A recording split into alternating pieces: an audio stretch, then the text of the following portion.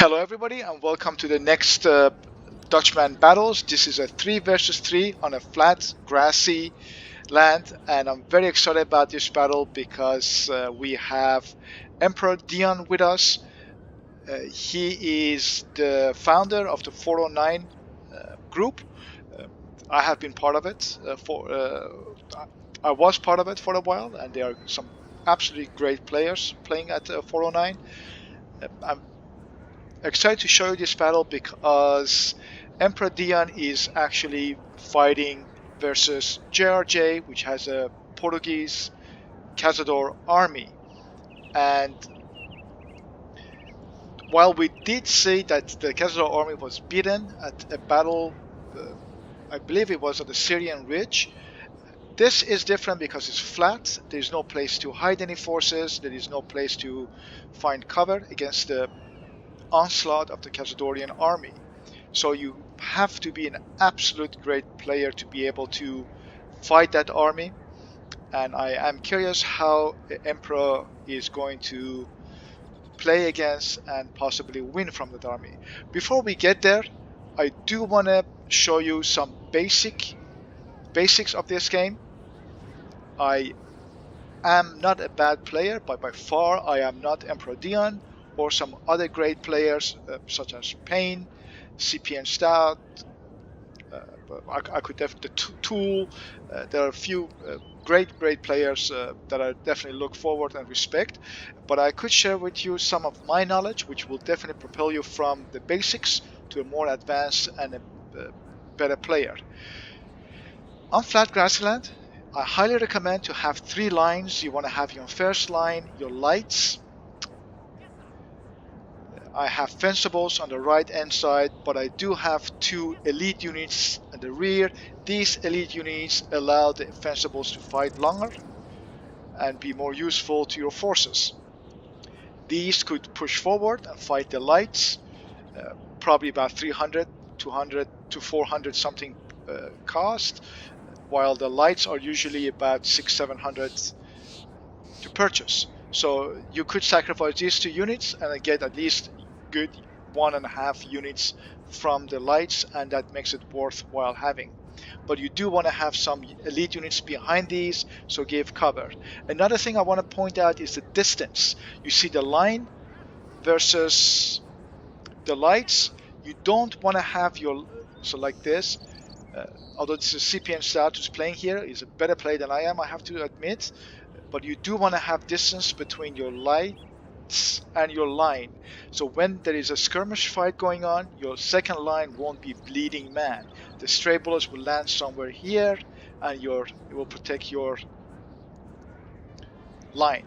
At the third line, you do want to have a third line, and you see Coldstream guards, foot guards. There's a foot unit. You do want to have elites back there too, to give moral supports to your second line. Of course, there's a general as a backup, and your cav on the flanks, which will help with outflanking and protecting your general and be able to use them. Well, first of all, you don't want your cav to get shot, having them on the first line, but then also allow you to send a good reserve force. Enough about this. We will talk about this formation and battle fights. What I'm most interested about is to see how Emperor Dion is going to fight this impossible army of the Cazadors.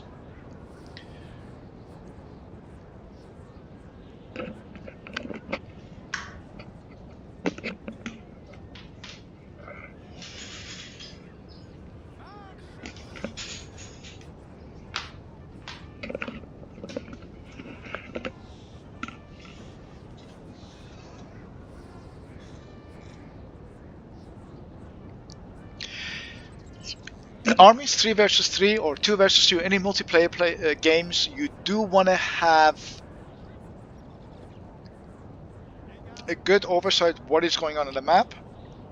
You want, just like the red lines over here, you want to have a solid front.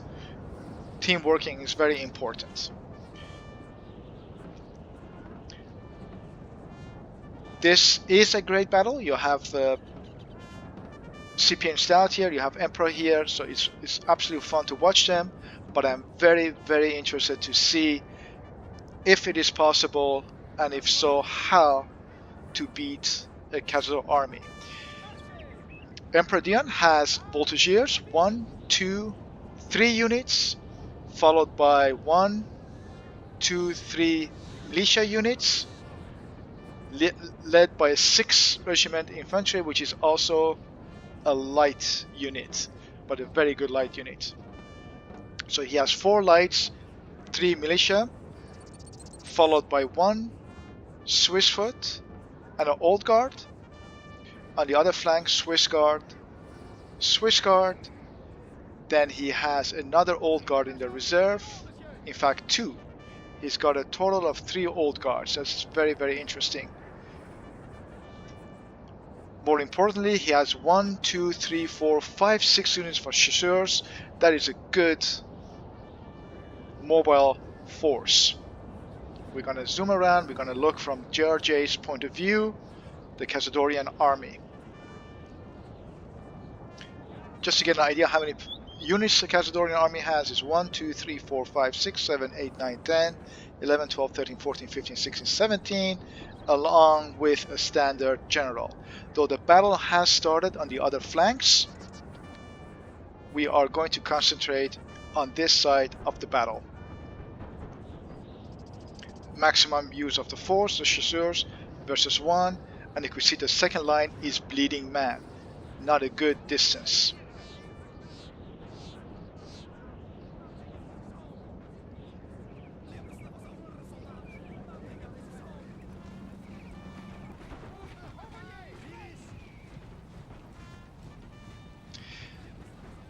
Good setup. You could see the militia is forming sideways.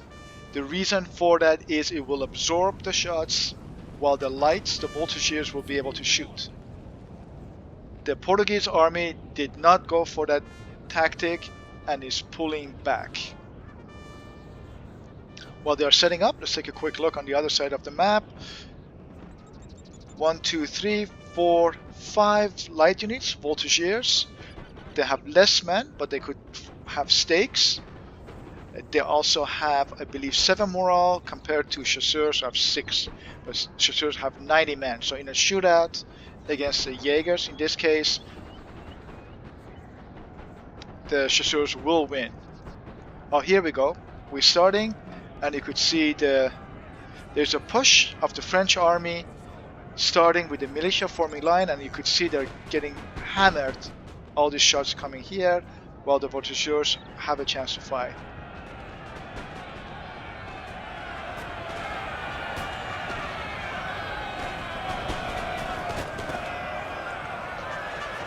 One militia is out of game, chasseurs in line, closely followed by line and lights. Chasseurs continuing the attack or standing there, staying, but a second and a third. Wow, this is a great move from Austria coming to the support of the French army. Makes it much more difficult to fight this invincible army of the Cazadors. Emperor Dion hit and retreated. There's another one coming from 90. Wow, they are dropping almost half unit. So good shot followed by a charge, but this cav is pulling behind the lines. Excellent move. Ulances still fighting the chasseurs on the right flank. The guards are coming. These guards will create havoc on the ranks of any opponent. Excellent countercharge against chasseurs, going through the lines, coming back, getting the general out of the way. Now we do know that Cazadors are elite and they will support each other, give moral boost. The Austrians have sent 2 cav units and a grenadiers. Cav attack, pulls back, attacks someone else. The second cav unit coming so far. France has used 4 cav units. Out of 6, they have 2 in reserve. Wow, great. General Z. They have 4 left, and those are all part units. Excellent move here. There is outflanking by the guards.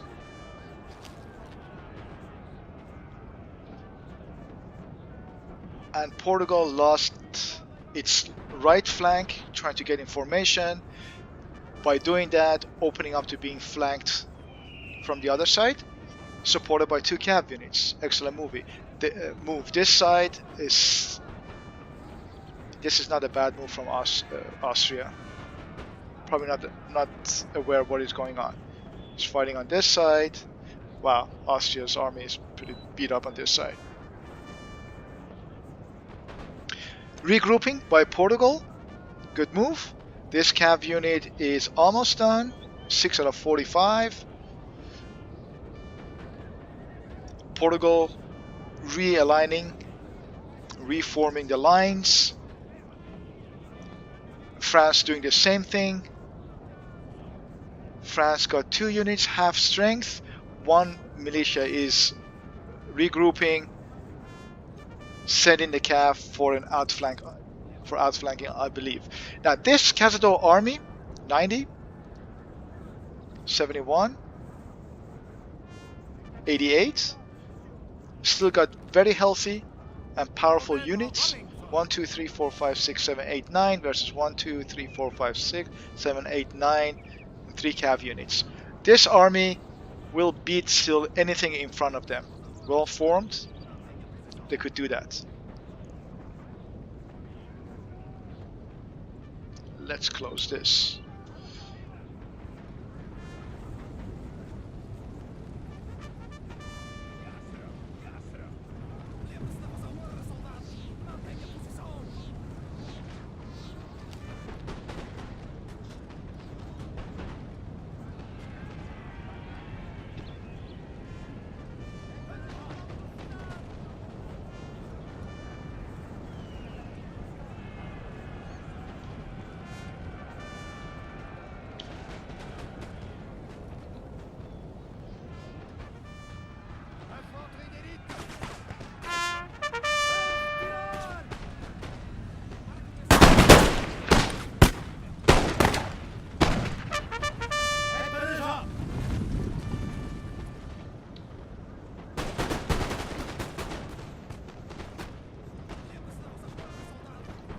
Now notice how the French army is stretched to the max.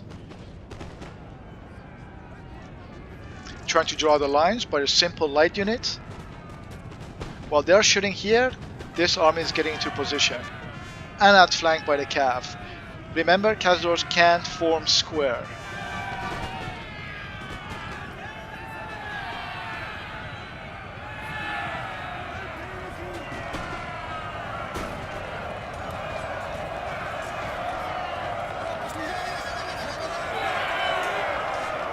And a charge.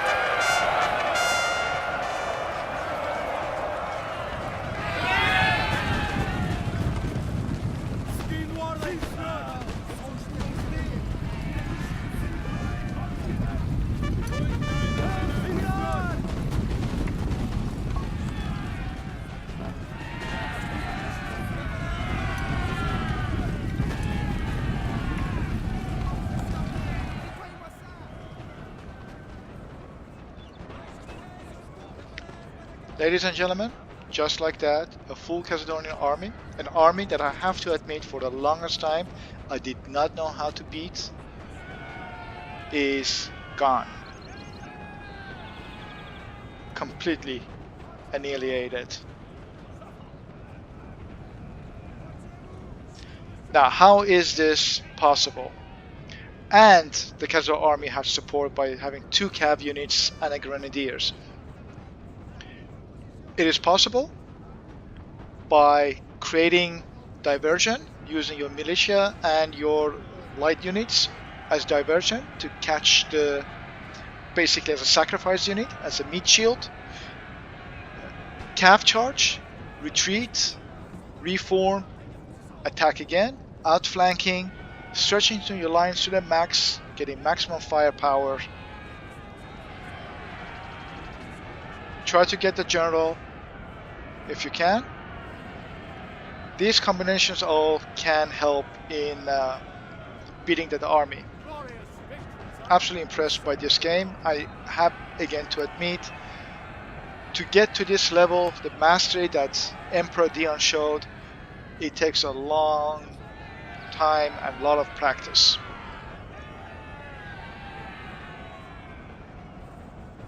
On the other field, I am fighting the Prussians, and you could see, compared to Dion, I am a lot slower,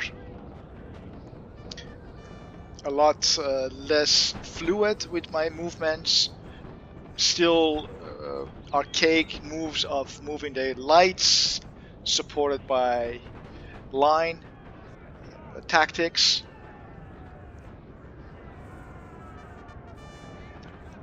It will do the job, but the levels of play are completely different.